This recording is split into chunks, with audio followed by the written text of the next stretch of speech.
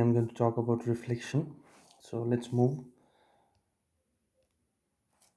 So as we know, good old theories, reflection angle of incidence equals to angle of reflection. And in case of reflection, we are talking about two types of reflection, which is irregular reflection and regular reflection. So in case of regular reflection or irregular reflection, so it's dependent on surface. If surface is smooth, it will be specular reflection, isn't it? The reflected light leaves the surface a defined beam that follows the law of reflection.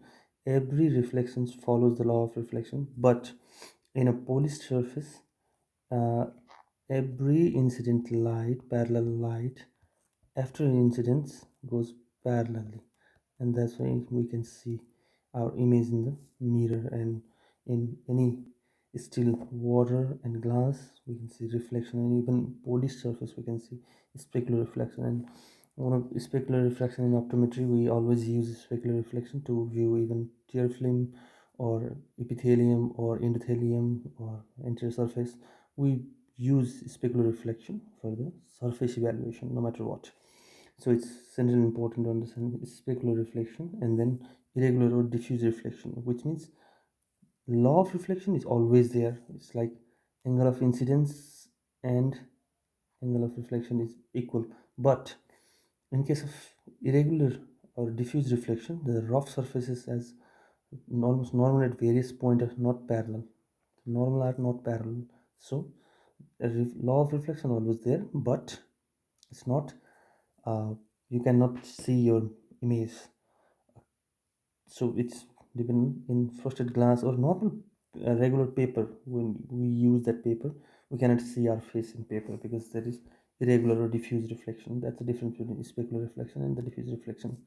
So in case of mirror, so you have to understand in mirror there is no change in size, which is basically magnification is unity. But only one thing that is very important in case of mirror is image is not reverse but reverse only laterally.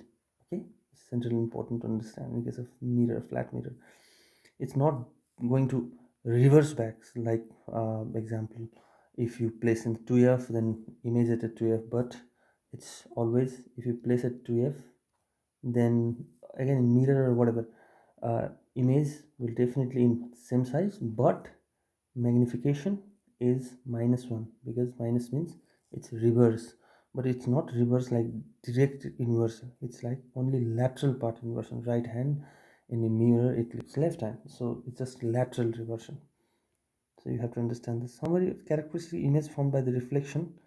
Position: image is far behind the mirror and object is in front, and line join the object, and this size is same size. It's just about plane mirror. Okay, so reverse, image is reverse laterally inverted. Okay, not upright inverted but only laterally inverted. So image is virtual definitely and has equal size. Maintain the same vertical orientation, not, but laterally it's reverse. So in case of plane mirror, it's simple. So Fresnel's law of reflection, which is very important when we are talking about anti-reflection coding and everything we are talking about, it's in case of optometry, it's centrally important. What is the Fresnel law of reflection? And in this case, in since Fresnel's law, we always assume that light is at perpendicular. So reflection increases is the difference between refractive index increases. So which means basically this formula, you have to understand this formula, n dash minus n divided by n dash plus n. So basically whenever n dash increases, let's take an example of 1.38 refractive index of some surface and the 1.58 refractive index of another surface, it's always 1.58 has greater reflection. So let me put it in this way. Let's take an example.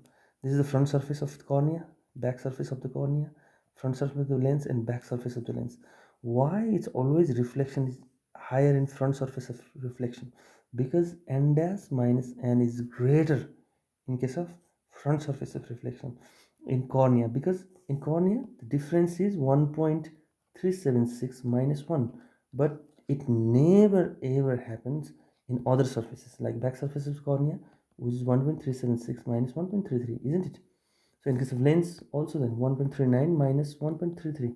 So the difference of refractive index, that n dash minus n, is always greater in front surface. That's why the reflection from the front surface, that is cornea, is always higher, isn't it? So it's central important. We also have to think this way in case of higher refractive index glasses. So in case of higher refractive index glasses or spectacle, there is always we need to use anti-reflection coating because the reflection goes higher.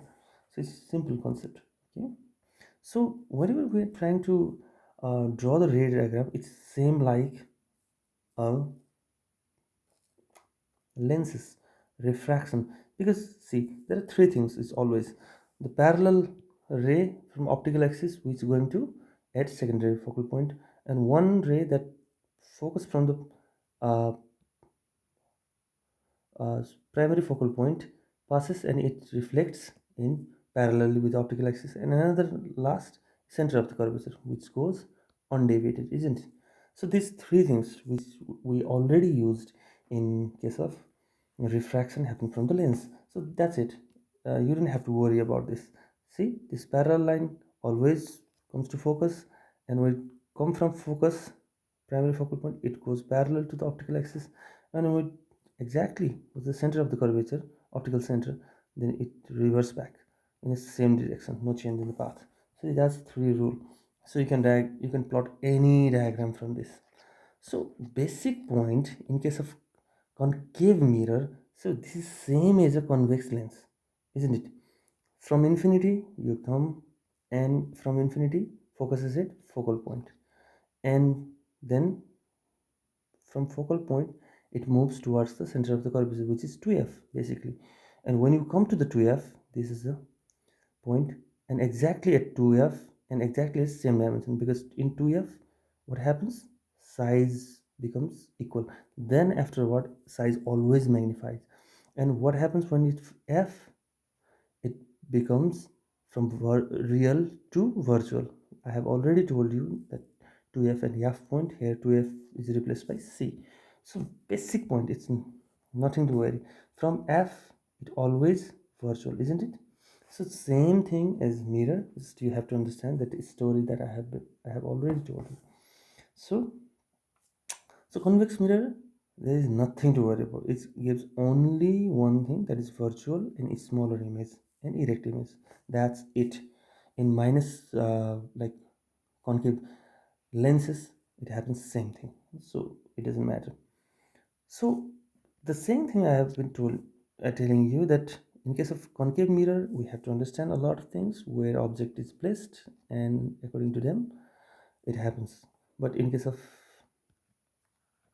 concave mirror, nothing going to change. It's always virtual, it's always erect, and it's always minified, finished. And then we're going to talk about purkinje image, which is very important point in optometry. So four primary optical interference in eye, which is anterior cornea, posterior surface of the cornea, anterior surface of the lens, and the posterior surface of the lens. So cornea reflects light in brighter because the relative difference between the indices air and the cornea. I have already told you, it's especially in case of front surface of the cornea, not back. So you are, and that's Purkinje image 1, isn't it? So that's Purkinje image 1, Purkinje image 2, Purkinje image 3, and Purkinje image 4. 1 made by front surface of the cornea, 2 made by back surface of the cornea, 3 made by front surface of the lens, 3 made by 4 made by back surface of the lens. So it's simple. So we have to understand all this. Let me explain with the figure. See, you have to see these surfaces as a mirror. So front surface of the cornea always makes as a convex mirror. Back surface of the cornea, it makes convex mirror. Front surface of the lens, it makes convex mirror too. And finally, back surface of the lens, it makes concave. Now it's simple. All the three lenses, there is no chance of making real image. The only surface that makes the real image is fourth surface. So whenever there is MCQ, which is the real image, isn't it? The only surface is plus power mirror, which is this fourth. That's why it's inverted, it's real. In case of other, it's always virtual. So which one is larger? So we have to understand which one is larger. So which one is larger, it depends upon the power of the surface. So which one is most flatter? So the most flatter is always front surface of the cornea. So front surface of the cornea is most flatter. That's why it creates most larger image. It's really important to understand which surface and which are really larger, isn't it? Just see in this picture. Anterior cornea basement is always virtually erect, and virtually erect. Only real made by fourth surface because it's not a convex mirror, it's a concave mirror. So that's why flipped. So it's really important. Which one is brighter? Isn't it first? Because the index difference 1.376 and plus 1 is higher. So it's simple. You can, and which one is larger is obviously third because it has flatter surface. The more flatter it is, lesser the power, and lesser the power is larger the magnification. Because in case of, see, this is the mirror, this is the mirror, and this is the mirror, all are convex mirror, which is minus mirror, minus power mirror, and the less minus power mirror is this. You can calculate this simply. Divide what is the power formula of the power? It's simple, 2 divided by r. So can you use this formula? This is 7.6, this is 6.6, and this is 10, and again 6. So can you calculate it? It is simply this surface, which is third surface, which is third purkinje image made by front surface of the lens. So that's how you have to think. It's simple. So this is it. In case of reflection, just remember, you have to understand how purkinje image form, and look this all surfaces as a mirror. It's centrally important because purkinje image is a catoptric image. I've already told dioptric image is image made by refraction. Catoptric image made by reflection. And another entoptic image. Entoptic image is image without the light, image formed without the light, which is the perception basically. So we don't talk about this, we'll talk about this in the visual perception section. So that's it. You have to understand this few things and the reflection finished. So this is a great book to start, lovely book, my favorite book. This is my reference, and I hope I'll see you on the next video. Bis dann, danke.